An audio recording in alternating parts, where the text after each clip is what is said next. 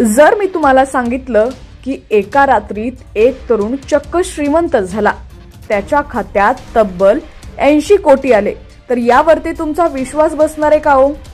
अर्थातच नाही. पण हे खरं घडलेलं आहे. आता हे नेमकं घडलं कसं, सविस्तर बातमी आपण पाहूयात. पण त्याआधी तुम्ही जर HPN मराठी न्यूज चॅनल पहिल्यांदाच पाहत असाल आणि अजूनही चॅनलला सबस्क्राईब केलेलं नसेल तर नक्की सबस्क्राईब करा, जेणेकरून आमचे अपडेट्स लवकरात लवकर तुमच्यापर्यंत पोहोचतील. असं म्हणतात की देव जेव्हा देतो तेव्हा भरभरून देतो. असाच काहीसा प्रत्यय सौरभ दत्ता या तरुणाला आलाय. सौरभचं नशीब फळफळलंय. घराची साफसफाई करताना त्याला जणू 80 कोटींची लॉटरीच लागलीये. अर्थात सौरभ रात्रीतूनच श्रीमंत झाला असं नाहीये. त्याच्या मागे एक मोठी कहाणी आहे.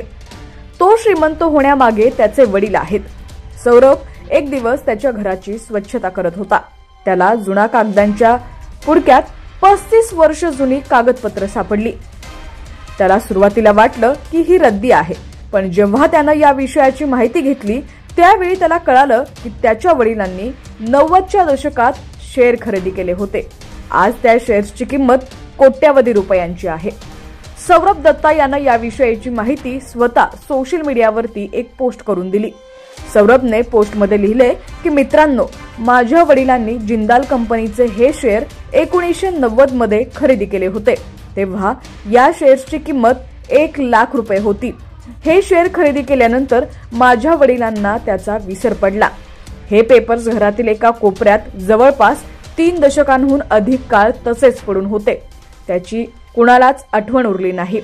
एक दिवस घराची साफसफाई करताना हे पेपर सापडले. सुरुवातीला सर्वांना ती रद्दी कागद असल्याचं वाटलं. वडिलांनी हे पेपर्स पाहिल्यावर त्याची किंमत आता 80 कोटींच्या घरात पोहोचल्याचं समोर आलंय. हे शेअर्स जिंदाल विजयनगर स्टील लिमिटेडचे आहेत.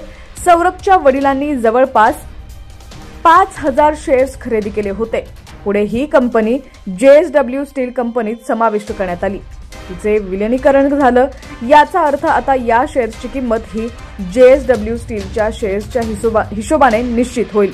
जवळपास 30 वर्षांपूर्वी खरेदी केलेल्या या शेअर्सने आता दत्ता कुटुंबियांना श्रीमंतीच्या पंक्तीत आणून बसवलंय. त्यावेळी सौरभच्या वडिलांनी हे 5000 शेअर्स 1 लाख रुपयात खरेदी केले होते. आता त्यांची किंमत 80 कोटींहून सुद्धा अधिक असल्याचं समोर आलंय.